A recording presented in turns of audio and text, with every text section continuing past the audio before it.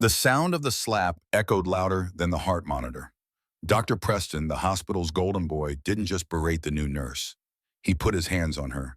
He wove his fingers into her hair and yanked her back, sneering, "Know your place, trash." The entire ER froze. They expected the quiet, timid nurse to cry. They expected her to beg for forgiveness. But they didn't know that the woman standing in those oversized blue scrubs wasn't just a nurse.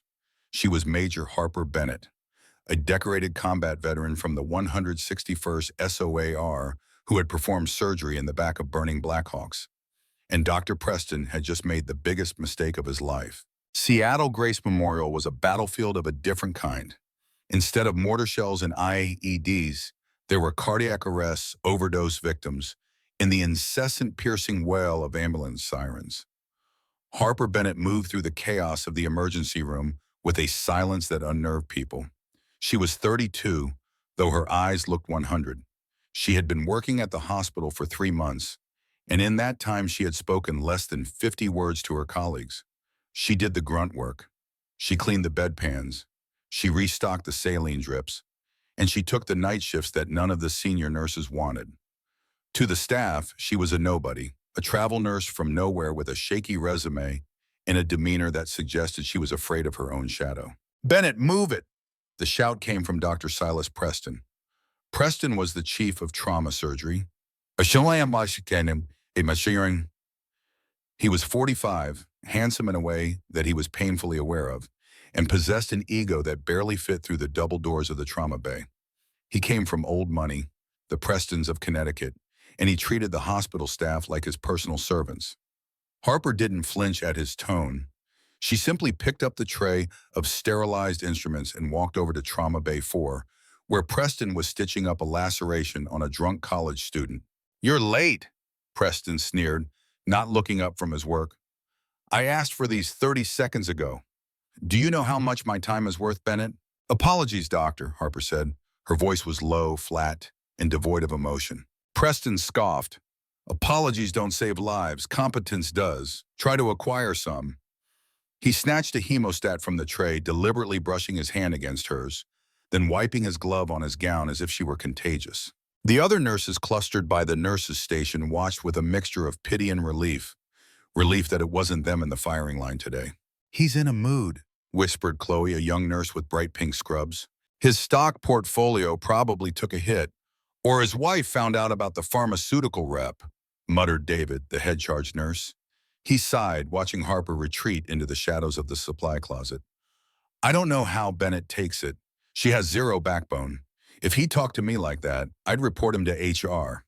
"HR won't touch him," Chloe replied. "His dad is on the board. Bennett is just easy prey. She's like a ghost. I asked her where she transferred from yesterday, and she just stared at me until I walked away." Inside the supply closet, Harper Bennett leaned her forehead against the cool metal of the shelving unit. She took a breath. In for 4, hold for 4, out for 4. Her hands were steady. They were always steady. They had been steady in the Korengal Valley when an RPG hit her convoy. They had been steady when she had to pack the chest wound of her commanding officer, Captain Miller, while taking fire from a ridgeline 300 meters away. She wasn't afraid of a man like Silas Preston. Men like him were soft. They broke when the air conditioning went out. Harper had survived things that would make Preston catatonic. She adjusted the long sleeves of her undershirt. She wore them even in the stifling heat of the ER. They hid the shrapnel scarring on her left forearm and the tattoo on her right wrist. The insignia of the Night Stalkers, the 161st Special Operations Aviation Regiment. She wasn't here for glory. She was here to reintegrate, to learn how to be a civilian again. The military had medically discharged her after the incident in Syria, a classified extraction mission gone wrong. She was cleared for duty physically, but the psychologist said she needed time in a low-stress environment. So she scrubbed floors and let a pompous surgeon treat her like a servant. It was part of the mission. Blend in. Don't engage. "Sir Benedict!" Preston's voice roared from the hallway. "Get out here! We have an incoming multi-trauma." Harper opened her eyes. The steel returned to her gaze. She pushed off the shelf and walked back into the fray. The sliding doors of the ER burst open. Paramedics rushed in, pushing two gurneys surrounded by a flurry of activity. The air instantly smelled of copper, blood, and rain. "Talk to me," Preston shouted, taking center stage, puffing his chest out. "Male, roughly 50, multiple gunshot wounds to the chest and abdomen," the lead paramedic yelled over the noise. "BP is crashing, 70 over 40, tachycardic. We lost his pulse twice on the way in." "Bay 1, Preston ordered. "David, get a line in. Chloe, get the blood bank on the phone. Bennett." He spun around, his eyes wild with the adrenaline rush he craved. "You're on suction. Don't mess it up." Harper moved into position at the head of the bed. She looked down at the patient. He was a large man, built like a tank, with a gray beard and a tactical vest that had been cut open by the paramedics. Underneath the gore, she saw a tattoo on his shoulder, a dagger with wings. Her heart skipped a beat. Special Forces. She looked at his face. It was swollen and bruised, but she recognized the strusher. It was Master Sergeant Knox, Fort Knox. He had been her training officer at Fort Bragg almost a decade ago. "He's crashing," David yelled. "Fib! Paddles!" "Charge to 200, Preston screamed. The room exploded into controlled chaos. Harper grabbed the suction catheter, clearing the airway with practiced efficiency. She noticed something Preston missed. The blood wasn't just pooling, it was bubbling. Tension pneumothorax, her mind registered instantly. His lung has collapsed and is putting pressure on the heart. "Clear," Preston yelled. He slammed the paddles onto Knox's chest. The body convulsed. "Still V-fib? Charge to 300. "Doctor," Harper said, her voice cutting through the noise. It wasn't the whisper she usually used. It was firmer. "Breath sounds are absent on the right. Trachea is deviated. It's tension pneumo. Shocking him won't work. He needs a needle decompression now." The room went silent for a fraction of a second. Preston looked at her, his face reddening with rage.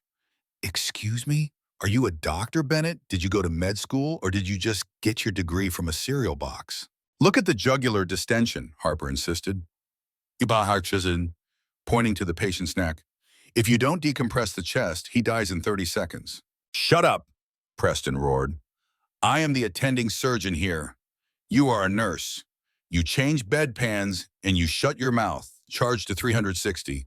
Clear." He shocked Knox again. Nothing. Flatline. "Damn it." Preston threw the paddles onto the crash cart. "He's gone. Call it." "No," Harper said. She didn't think. She didn't calculate the consequences. She just moved. She stepped away from the suction unit and grabbed a 14-gauge angiocath needle from the open supply tray. "What do you think you're doing?" Preston stepped in front of her, blocking the patient. "Move," Harper said. Her eyes were cold, dark tunnels. "Get out of my trauma bay," Preston screamed. "You are fired. Get out." "He has a pulseless rhythm, but the pressure is killing him," Harper said, stepping to the side to bypass him. "I'm not letting him die because of your ego." That was the breaking point. Dr. Silas Preston, a man who had never been told no in his entire life, snapped. He reached out and grabbed Harper by the back of her scrub cap, entangling his fingers in her hair. He yanked her head back with violent force. "I said," Preston hissed, his face inches from hers, spittle flying from his lips. "Know your place, you worthless piece of trash." The violence of the motion sent Harper stumbling back. She hit the metal cabinetry with a loud clang, the needle clattering to the floor. The entire ER stopped. Doctors froze mid-suture. Nurses dropped charts. The silence was absolute. Violence against staff was rare. But for an attending surgeon to physically assault a nurse in the middle of a code, it was unheard of. Preston stood there, chest heaving, his face twisted in a snarl. He felt powerful. He felt like a god disciplining a disobedient child. He expected Harper to crumble. He expected tears. He expected her to run out of the room sobbing, leaving him to declare the patient dead and go about his day. Harper slowly lowered her head. She reached up and touched the back of her head where he had pulled her hair. She adjusted her scrub cap. When she looked up, the fear that everyone expected to see wasn't there. The quiet nurse was gone. In her place was something else entirely. Her posture shifted, her shoulders squared, her feet spread slightly to shoulder-width apart, a combat stance. "You shouldn't have done that," Harper said. Her voice was barely a whisper, but it carried a weight that made the hair on the back of David's neck stand up. Get security, Preston barked, though his voice wavered slightly. Get this woman out of my hospital. David, Harper said, not looking away from Preston. Give me a 10-blade and a chest tube kit. Bennett, stop, David stammered, terrified. He's the chief. Harper didn't wait. She moved. But this time she didn't walk like a nurse. She moved with the explosive speed of a viper. Preston tried to grab her arm again. I told you to. Harper didn't strike him. She didn't need to. As Preston reached for her, she simply stepped into his guard, trapped his wrist with one hand, and applied pressure to the radial nerve while sweeping his leg. It happened so fast that the security camera footage would later have to be played in slow motion to understand it.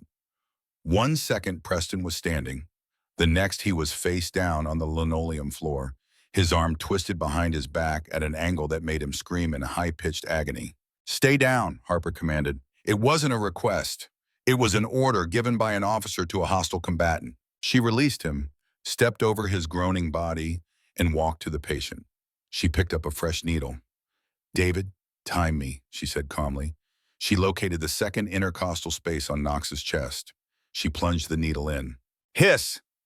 The sound of pressurized air that escaping the chest cavity was audible throughout the silent room. The monitor on the wall beeped once, twice. Beep, beep, beep, sinus rhythm. The heart was beating again.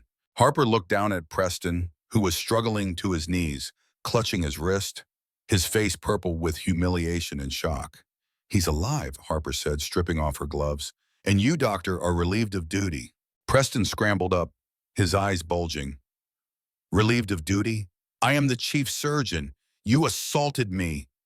I will have you arrested. I will destroy you. Do you know who I am? Harper looked him dead in the eye. She reached for the hem of her long-sleeve undershirt and slowly pulled it up, revealing the scarred, corded muscle of her forearm and the distinctive tattoo on her wrist. I know who you are, Preston. You're a liability. She turned to the stunned, charge nurse. Call the police and call General Holloway at the Pentagon. Tell him Ghost has been compromised. General? Who? David asked, his jaw hanging open. Just make the call, Harper said, turning back to stabilize her former sergeant, and keep this idiot away from my patient. The arrival of the Seattle Police Department was not subtle. 2 uniformed officers, followed by a frantic hospital administrator, pushed through the double doors of the ER. Dr. Silas Preston was waiting for them, leaning against the nurse's station, holding an ice pack to his wrist. He had regained his composure, replacing his fear with a cold, calculated narrative. That's her, Preston said, pointing a trembling finger at Harper. Harper was standing by Trauma Bay 1 watching the cardiac monitor of Master Sergeant Knox. The patient was stable, his chest rising and falling rhythmically, thanks to the tube she had inserted. She hadn't tried to run. She hadn't tried to hide. She stood with her hands clasped behind her back at parade rest, waiting. Officer, Preston said, his voice dripping with practiced victimhood, this woman is unstable. She disobeyed a direct medical order, endangered a patient's life, and when I tried to intervene, she physically assaulted me. She nearly broke my wrist. I want to press charges immediately. The older officer, a man named Sergeant Brady, looked at Harper. She didn't look like a threat. She looked small in her oversized scrubs, her face impassive. Ma'am, Brady approached her, his hand resting near his holster. Step away from the patient. Harper turned slowly. The patient is stable, Sergeant, but he needs transport to the ICU.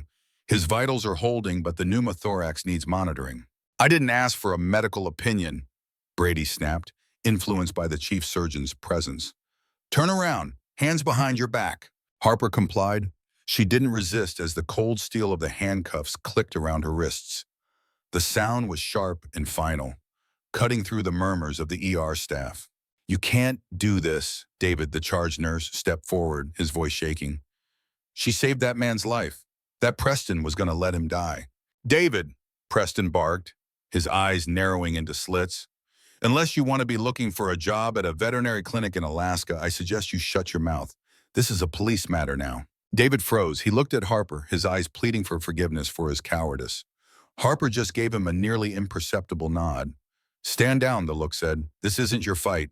Get her out of here, Preston sneered, and make sure the press doesn't see her. I don't want this hospital associated with psychopaths. As the officers marched Harper through the crowded ER, The atmosphere was thick with tension. Patients on gurneys watched in silence. Doctors avoided eye contact. But the nurses, the ones who changed the sheets, cleaned the vomit, and held the hands of the dying, they watched Harper with a strange new respect. They had seen the takedown. They knew the truth. Just as they reached the exit, a man in a tailored charcoal suit burst through the administrative doors.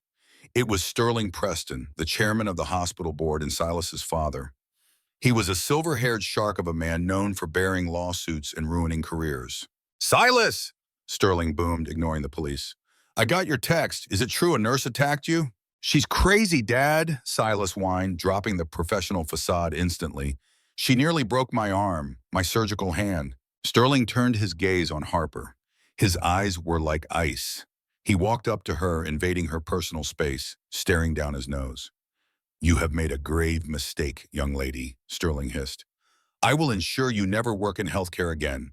I will sue you for every penny you will ever make. By the time I'm done with you, you'll be lucky to get a job sweeping streets." Harper looked at him. She didn't blink. She didn't cower. She analyzed him. High blood pressure, likely on beta blockers, narcissistic personality traits, aggression born of entitlement, not capability. Threat level, low.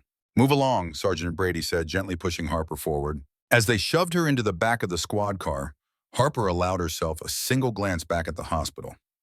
She saw Silas Preston standing in the ambulance bay, smirking, his father's arm around his shoulder. They thought they had won. They thought this was about a lawsuit or a firing. Harper leaned her head against the wire mesh of the police car window. She closed her eyes and began to count. 1 minute since the call to Holloway. The extraction team should be spinning up. The war hadn't ended for Harper Bennett. It had just changed battlefields. The interrogation room at the 4th Precinct was a drab box of gray cinder blocks and a flickering, fluorescent light that buzzed like a dying flea marling. Harper sat on a metal chair, one hand cuffed to the table. She had been there for 2 hours. Detective Reed sat across from her. He was a tired man with coffee stains on his tie and a demeanor that suggested he had seen it all. He tossed a file onto the table. "Harper Bennett," Reed said, leaning back. "No prior record. Nursing license is clean, though it's only 3 months old. Before that, nothing. A ghost?" Harper said nothing. She stared at a spot on the wall just above his left shoulder. "Look, Harper," Reed sighed, trying the good cop routine. "Dr. Preston is a powerful man. His father practically owns this city. They are pushing for felony assault charges. Assault with a deadly weapon, claiming you used a scalpel." Harper's eyes shifted to Reed. "I didn't use a scalpel on him. If I had used a blade, he wouldn't be standing." Reed paused, unnerved by the flat, factual delivery. "Right. Well, he says you threatened him. Witnesses are terrified to speak up. If you give me your side of the story, maybe we can knock this down to a misdemeanor. Community service, anger management. I want my phone call." "You can call a lawyer," Reed said, "but a public defender won't stand a chance against the Preston family's legal team. They're coming for blood." "I don't need a lawyer," Harper said. "I need to make one call." Reed groaned and pushed a landline phone across the table. "Make it quick." Harper picked up the receiver. She didn't dial a local number. She dialed a sequence that Reed didn't recognize. Too many digits. "This is Sierra 709er, Harper spoke into the phone, her voice shifting into a command cadence that Reed had never heard from a suspect before. "Code Black. Location Seattle PD Precinct 4. Hostage situation." "I am the hostage." She hung up. Reed stared at her. "What was that? Who did you call?" "You might want to get some coffee, Detective," Harper said calmly. "It's going to be a long night." Before Reed could respond, the door to the interrogation room banged open. But it wasn't another cop. It was a lawyer in a 3-piece suit that cost more than Reed's annual salary. Charles Whitlock, the Preston family attorney. He didn't look at Reed. He looked at Harper with a mixture of boredom and disdain. "Ms. Bennett," Whitlock said, placing a leather briefcase on the table. "I'm here to offer you a way out, a deal." He slid a document toward her. "Sign this. It admits that you suffered a mental break, apologizes to Dr. Preston, and agrees to the immediate revocation of your nursing license. In exchange, the Prestons will drop the criminal charges. You leave Seattle tonight, and we never hear from you again." Harper looked at the paper. It was a surrender, a confession to things she didn't do. And if I don't? Whitlock smiled, a predatory showing of teeth. Then you go to prison. Simple as that. We have the judges. We have the DA. You are nobody, Miss Bennett. You are a bug on the windshield of a very expensive car. Harper picked up the pen. Whitlock's smile widened. She spun the pen in her fingers, a habit from her sniper days when checking windage. You checked my nursing license, Harper said softly. But did you check my DD-214? Whitlock frowned. Your what? My military discharge papers. Irrelevant. Whitlock waved his hand. Whatever you did in the army, peeling potatoes, driving trucks, it doesn't matter here. Boom. The heavy steel door of the precinct's holding area slammed open with enough force to shake the walls. What the hell is going on out there? Reed stood up, reaching for his weapon. Voices were shouting in the hallway, not police voices. These were louder, deeper, authoritative voices. Federal agents, stand down. Step away from the door. The door to the interrogation room was kicked open. Two men in full tactical gear, carrying carbines, stepped into the room, scanning the corners instantly. They were followed by a man in a crisp army green service uniform. 3 stars glistened on his shoulder boards. Lieutenant General Holloway. Reed's jaw dropped. He instinctively took his hand off his gun and raised his hands. Whitlock looked confused, annoyed. Excuse me, Whitlock shouted. This is a private interrogation. You can't just barge in here. Do you know who my client is? General Holloway ignored the lawyer completely. He walked straight to Harper, who was still cuffed to the table. The general, a man who had commanded entire theaters of war, stopped in front of the nurse. He stood at attention. Major, Holloway said, nodding to Harper. General, Harper replied. Get these cuffs off her. Holloway ordered, glancing at Reed. Now wait a minute, Whitlock stepped between them. She is under arrest for assaulting a prominent surgeon. You have no jurisdiction here. Holloway turned to Whitlock. The look he gave the lawyer was the kind of look usually reserved for enemy insurgents. Jurisdiction? Holloway's voice was low and dangerous. Son, this woman is a protected asset of the United States government.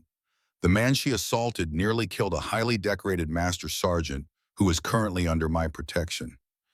And you, he poked a finger into Whitlock's expensive suit, are interfering with a federal investigation into medical malpractice and negligence affecting a Tier 1 operator. Medical malpractice? Whitlock stammered. Unlock her, Holloway barked at Reed. Reed fumbled with his keys, his hands shaking, and unlocked the handcuffs. Harper stood up, rubbing her wrists. Did they harm you, Major? Holloway asked. Negative, sir, Harper said. Just wasted my time. Good, Holloway said.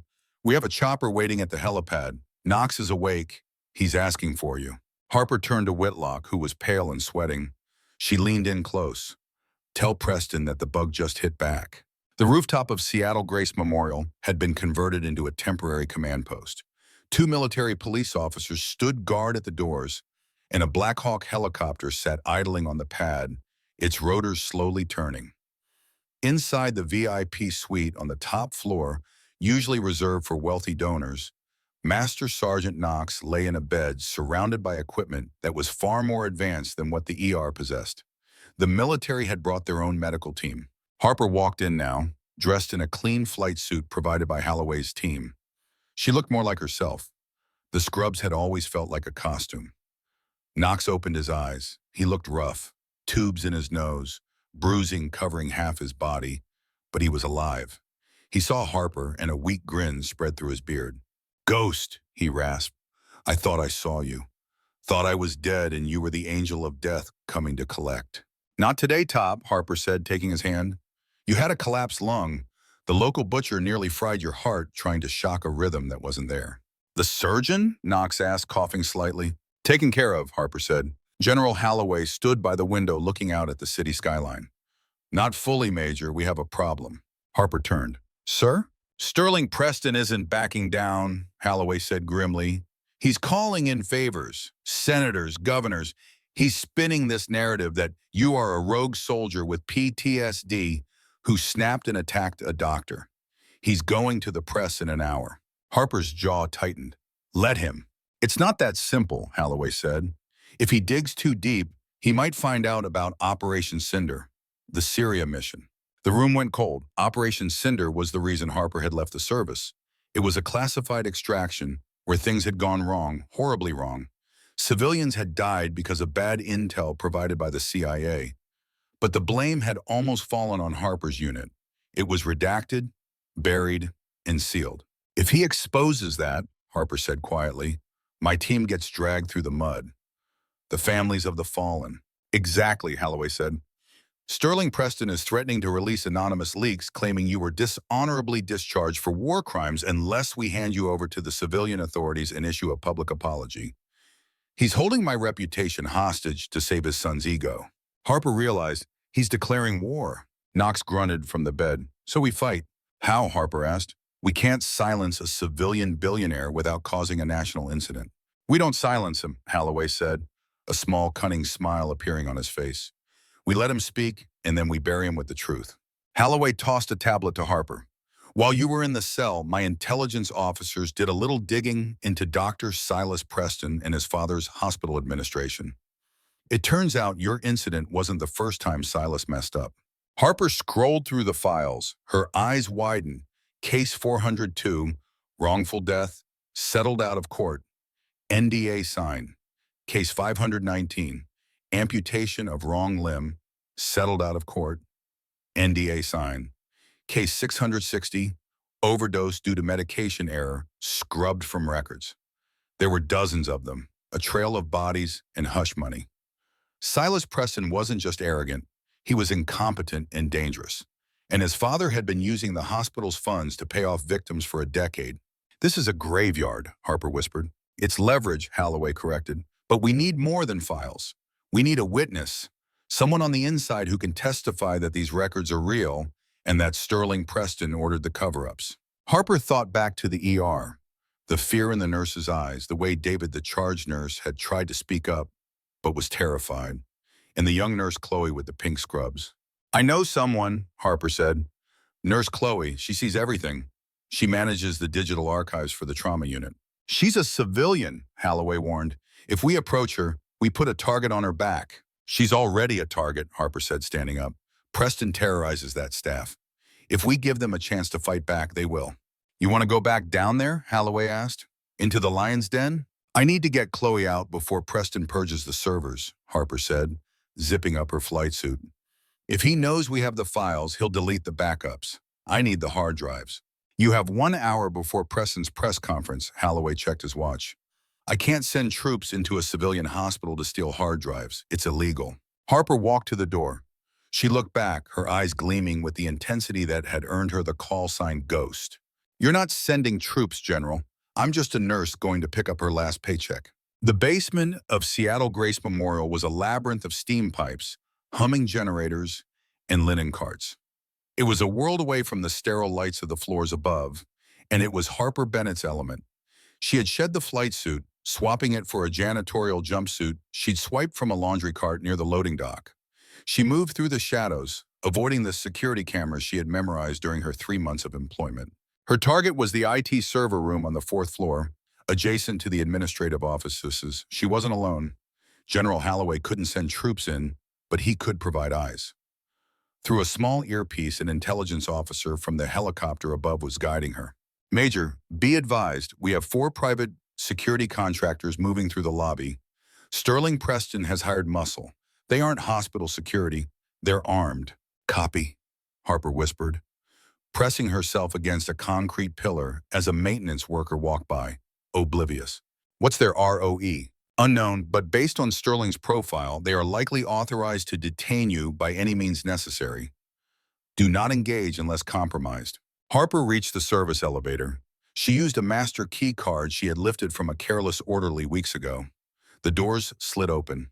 She stepped in and punched the button for the 4th floor. As the elevator rose, Harper checked her makeshift weapon, a wrench she'd found in the janitor's cart. It wasn't a rifle, but in close quarters, it would break a knee or shatter a wrist just fine. Ding! The doors opened. The hallway was quiet, lined with plush carpet and mahogany doors. This was the executive wing. Harper moved fast. She reached the door marked Server Archives. It was locked. She didn't have the code. Open the door, Chloe, she whispered, hoping the nurse was inside. Silence. Chloe, it's Bennett. I know you're in there. I know about the black file. A moment later, the electronic lock buzzed. The door cracked open. Nurse Chloe stood there, her face pale, eyes red from crying. She pulled Harper inside and locked the door behind her. The room was cold, filled with the hum of cooling fans and blinking blue lights. "You shouldn't have come back," Chloe said, her voice trembling. "They're looking for you. Sterling Preston has men sweeping the floors. He told them you have a weapon." "I do," Harper said, tapping her head. "I have the truth. Where are the drives?" Chloe pointed to a workstation. A progress bar on the screen showed deletion in progress, 85%. "They're wiping it remotely," Chloe sobbed. "Sterling called it 10 minutes ago. He ordered a system update. That's actually a total purge of the last 10 years of surgical logs. Once that hits 100%, the proof of Silas's mistakes, the deaths, the cover-ups, it's all gone." "Can you stop it?" Harper asked. "I tried. I'm locked out of the admin controls." Harper looked at the rack of servers. "If we can't stop the software, we take the hardware." She moved to the main server tower. "Which drive holds the surgical backups?" "Bay 3 drive," Chloe said. Harper reached for the release latch on the hard drive bay. Crash! The door to the server room didn't just open. It was kicked off its hinges. Two men in dark suits burst in. They weren't police. They were thick-necked, dead-eyed mercenaries. One of them held a stun baton. The other held a suppressed pistol. "Step away from the server," the man with the gun barked. Chloe screamed and dropped to the floor. Harper didn't freeze. She calculated, distance 10 feet, threat firearm, solution violence of action. "Don't shoot," Harper yelled, raising her hands, feigning panic. "I'm just a janitor." The gunman hesitated for a microsecond, confused by the jumpsuit. That was all Harper needed. She threw the wrench. It wasn't a random throw. It spun through the air and struck the gunman squarely in the bridge of the nose. He howled, his head snapping back. The gun fired a round into the ceiling plaster. Harper launched herself forward. She tackled the man with the stun baton before he could raise it. They hit the floor hard. He was strong, likely former military, but he fought with anger. Harper fought with physics. She blocked a punch, drove her elbow into his solar plexus, and then wrapped her legs around his neck in a triangle choke. He thrashed, trying to gouge her eyes, but Harper squeezed. Her thighs were like iron cords. 3 seconds. 4 seconds. The man's eyes rolled back. He went limp. Harper rolled off him and scrambled for the gun the first man had dropped. She kicked it across the room under the server racks. She didn't want to kill them. She just wanted to finish the mission. She ran back to the server. Deletion, 98%. "It's too late," Chloe cried. "No." Harper gritted her teeth. She grabbed the handle of the hard drive bay and yanked. It was locked in place. "Harper, look out!" Harper spun around. Silas Preston was standing in the doorway. He looked manic, his tie undone, sweat dripping down his face. He was holding the gun she had kicked away. "You ruined everything," Silas screamed, the gun shaking in his hand. "My life, my reputation. I am a god in this city." "You're a butcher, Silas," Harper said, standing in front of Chloe to shield her. "And it's over. It's over when I say it's over." Silas cocked the hammer. "Drop it, Preston." The voice came from the hallway. Silas spun around.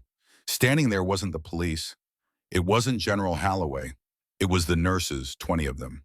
David, Chloe, nurses from pediatrics, oncology, and the ICU. They stood shoulder to shoulder, blocking the hallway. They weren't armed with guns. They held IV poles, heavy oxygen tanks, and clipboards. They looked terrified, but they weren't moving. "Get out of my way," Silas yelled, aiming the gun at them. "I'll fire, I swear to God." "No, you won't," David said, stepping forward. "Because there are cameras everywhere, Silas, and we're all witnesses. You can't fire everyone." Silas wavered. The weight of the moment, the sheer number of people standing against him, cracked his fragile ego. While his attention was split, Harper moved. She didn't attack him.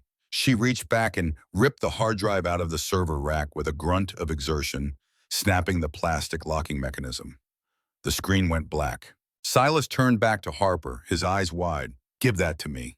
Harper held the drive up. "You want it? Come and get it." Sirens wailed outside.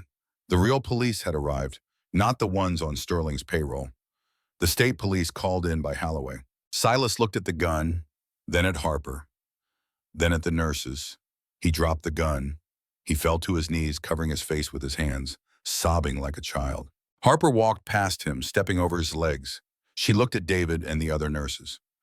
"Thanks for the backup," she said softly. "We stick together," David smiled nervously. "Trauma team, right?" Harper nodded. She looked at the hard drive in her hand. "Let's go watch the news." The grand atrium of Seattle Grace Memorial was less a hospital lobby and more a cathedral to corporate medicine. Polished marble floors reflected the glare of 100 camera flashes, and the air was thick with the hum of reporters and the scent of expensive cologne. Sterling Preston stood at a mahogany podium, bathed in the harsh white light of the media. He looked every inch the grieving, concerned leader. He wore a suit that cost more than a nurse's annual salary, and his face was arranged in a mask of practiced solemnity. Behind him stood the hospital board members, a row of gray suits nodding in sycophantic rhythm. "Ladies and gentlemen of the press," Sterling began, his voice a smooth baritone and commanding. He leaned into the cluster of microphones, his eyes scanning the room. "It is with a heavy heart that I must address the violent incident that occurred within these walls earlier today. We pride ourselves on being a sanctuary of healing, but today that sanctuary was violated."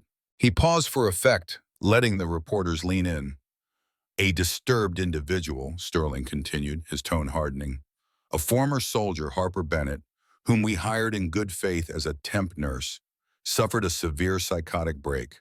Suffering from untreated PTSD, she infiltrated our trauma unit, endangered the life of a critical patient, and launched a vicious, unprovoked physical assault on my son, Chief Surgeon Silas Preston." Murmurs rippled through the crowd, pens scratched furiously against notepads. Sterling had them in the palm of his hand. He was painting a masterpiece of lies. "We are cooperating fully with the authorities to apprehend this dangerous woman," Sterling said, raising his voice slightly to drown out a question from a CNN reporter. "We have evidence that she has a history of instability. We will not rest until she is behind bars, ensuring the safety of our staff and our patients. This hospital will not be held hostage by a rogue element." Above the podium, the massive 8K LED wall, usually reserved for displaying donor names and looping videos of smiling doctors, flickered. At first, it was just a glitch. A jagged line of static cut through the hospital logo. Sterling didn't notice. He was too busy condemning Harper. "Let this be a warning that we have zero tolerance for violence." Zazarti, the static grew louder, a harsh electronic tear that made several people in the front row cover their ears. The hospital logo distorted, twisting into digital noise before the screen went black. Sterling frowned, looking over his shoulder. "Technical difficulties," he muttered to an aide. "Fix it now." But the screen didn't stay black. A grainy black and white image flickered into existence. It was security footage. The timestamp in the corner read, "Today, 1400 hours." The angle was high, looking down into Trauma Bay 1. The image was undeniable. It showed a patient flatlining. It showed Harper Bennett pleading, her body language desperate but controlled. And it showed Dr. Silas Preston standing over the patient, not helping but sneering. Then the audio kicked in. It wasn't the tiny sound of a security feed. It had been boosted, clarified. "Know your place, trash." The voice of the chief surgeon boomed through the atrium's concert-quality speakers.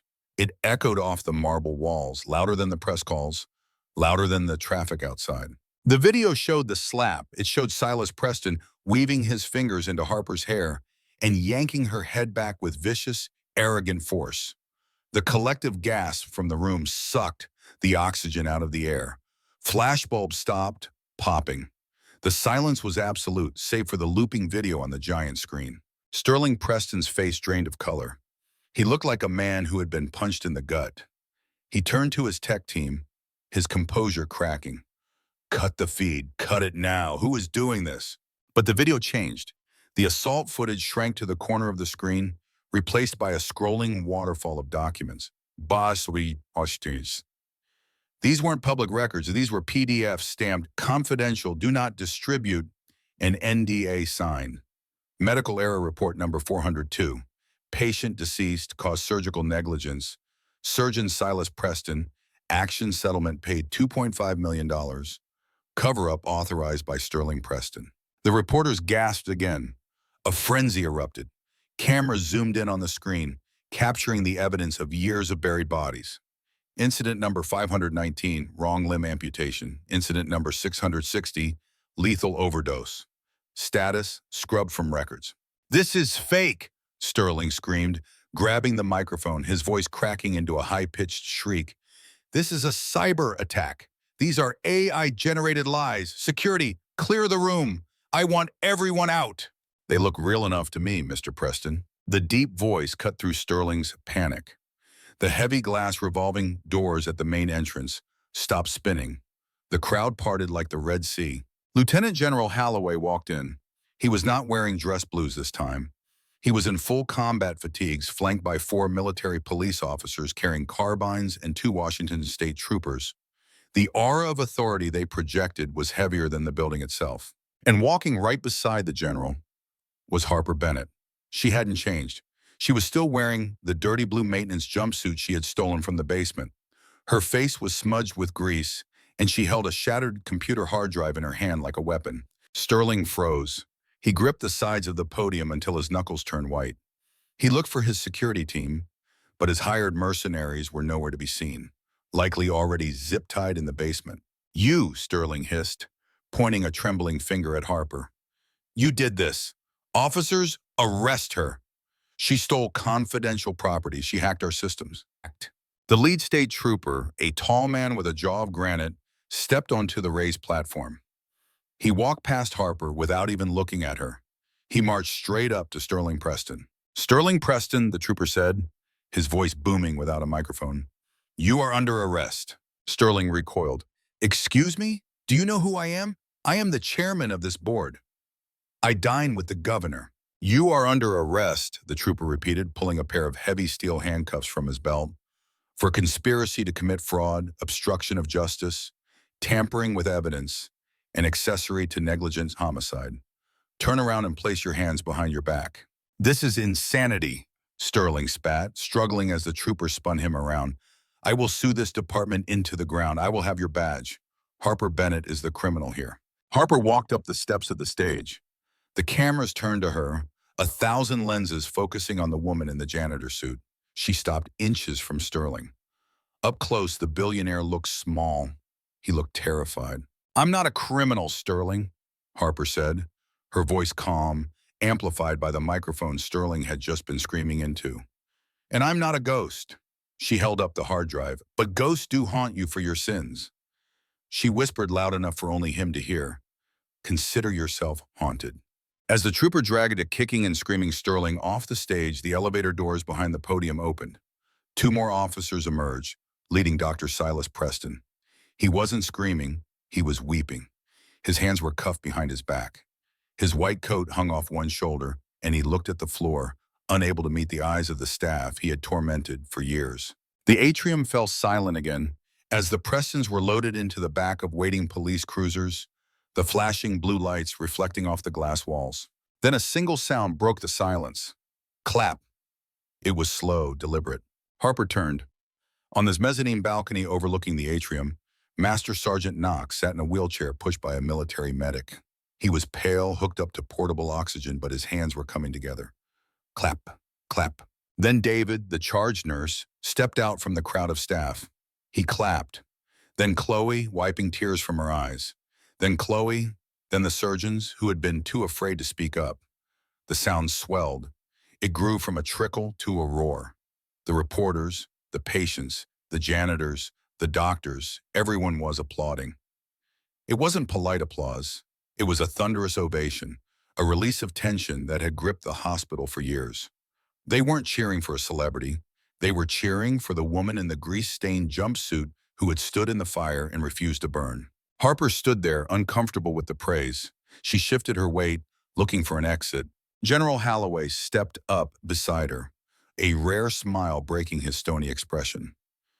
You know, Major, Holloway said, leaning in, that was one hell of an extraction.